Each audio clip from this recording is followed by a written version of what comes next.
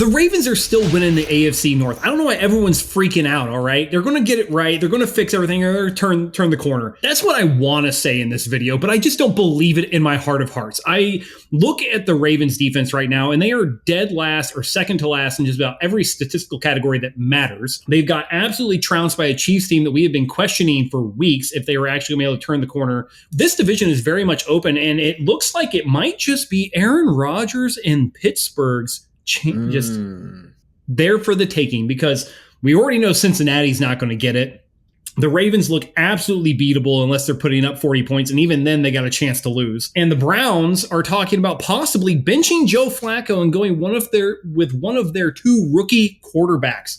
The rumor right now is that Dylan Gabriel, who has been higher on the depth chart than Shedeur Sanders, is going to get that call, but it remains to be seen if in week 5, Joe Flacco will start or one of the two rookie quarterbacks will start. So, Sammy, this division, I think we all called it. This was the Ravens to win. They were going to get the 2 seed. They were going to be the second best team in the AFC based on record, win this division again, run away with it because we didn't trust any of the other teams. And so far, although Pittsburgh did get a very lucky break in week 3 against a New England team that basically handed that game to them on a silver platter, they are still winning these games the way you expect them to win these games, and they beat a Minnesota team, granted with a backup quarterback, overseas in the early window this Sunday. So I don't really know, but based on what I've seen from the Ravens, it does not look good, Sammy. It does not look good at all.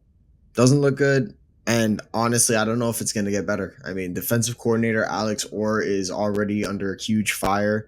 Last year, the defense was a little bit questionable, but this year it's almost glaringly obvious that, like, especially against these good teams, they cannot guard anything.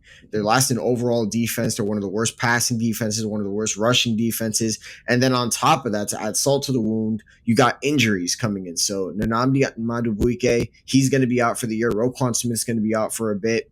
And what you thought would be an upgraded secondary, you thought they would figure it out. And so far, it just hasn't happened. They have not let a team.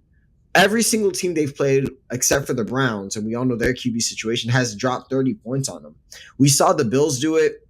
And look, if I'm being honest, the Bills doing it, look, it happens, okay? It seemed like an act of God the way they won that game. We all gave the Ravens the benefit of the doubt. And then the Lions did it. And it's like, well, it's the Lions. You know, the Lions are a high-powered offense. The Lions are going to do this to teams, right? But then the Chiefs do it. And typically you'd think to yourself, well, it's Patrick Mahomes, it's Andy Reid.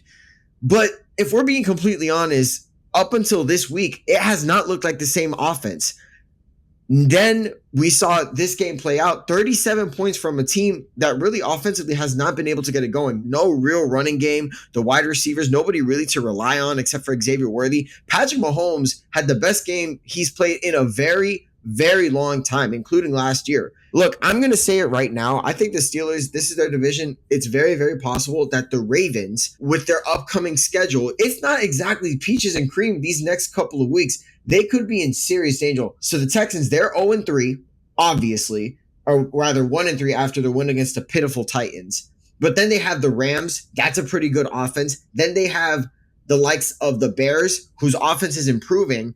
Look, say what you want about the Miami Dolphins offense, but it looks like it's getting better and better. Now, typically, you'd say they'll figure it out. But this year, they haven't been able to. And you can't rely on Lamar Jackson. You can't rely on Derrick Henry. You can't rely on this offensive line because, newsflash, that offensive line hasn't been good either. There is no hope right now because of all the injuries, because of this defense. And right now, I think the Steelers, they have a wide open lane to take this division. We all know how tough the Steelers play the Ravens every single year. I don't see an alley. I don't see a lane for the Ravens to just turn this around immediately. We're already a month into the season. Teams are starting to figure out who they are. We're already going to see the cream of the crop. And it looks like the Ravens have established themselves as a defense that just isn't good. And it's not going to get any better because of the fact that no one's coming to help. No one's coming to help. You're not getting Ray Lewis, no Ed Reed. Yeah. These guys aren't coming to help you out. And look, we don't need to discuss the Browns because they're probably going to start Browns, Dylan man. Gabriel. It's the Dylan Gabriel starting for them, by the way, guys, not Shedeur Sanders. Sorry, Browns fans. And then the Bengals, I mean, they're a dumpster fire. The Bengals, like last night, like what was it, 28-3? That's the difference between not having Joe Burrow. And remember, Matt, I didn't forget. You guys thought that Jake Browning would be just A-okay running that offense. Matt, no, that's why I'm pointing at Matt. Hey, Matt, you say that you're not here because of work, but I'm starting to think maybe it might be because ducking some smoke. Yeah, you're ducking a lot of smoke right now. Yeah, Jake Browning. Oh, he has actually as good statistics as Jamar Chase. I'm only playing around. I'm sure Matt took that back, but overall, I think this AFC North is completely lopsided on what we thought it was going to be. I did not think the Bengals would be 2-2 with their backup QB, and I did not think the Ravens defense would be this bad. Yeah, this was a surprise. We all looked at this Ravens team and we saw some of the additions they did, and we thought this was going to be here. The surprise for me is that Lamar Jackson has 15 sacks through 4 games. That's a surprise for me because that is an astronomical amount of sacks for a quarterback that is usually pretty mobile, and you left him off of your injury list there. He's actually doubtful right now heading into week 5. And is you got to ride Derrick Henry at that point to win a game. We all know the stat that when Derrick Henry gets 20 carries a game, that is some astronomical record the team he's on has tons of wins, very few losses. Matt would rattle that win off right now. I don't have it committed to memory because I haven't had to say it that many times, but you're right. This division is wide open realistically. And don't get me wrong, the Browns have been very competitive in a lot of their games early on. You see some Joe Flacco typical turnovers, what you're expecting from a journeyman quarterback filling in right now, which is probably why they made the change. I mean, why not? And it was kind of the question that came up to it around was like, when is the right time to make a change of quarterback to a young rookie quarterback? We all kind of got on the Giants case for starting Jackson Dart in week 4 against a very tough Chargers defense. And you look sort of at the Browns, and you're like, is week 5 really the time?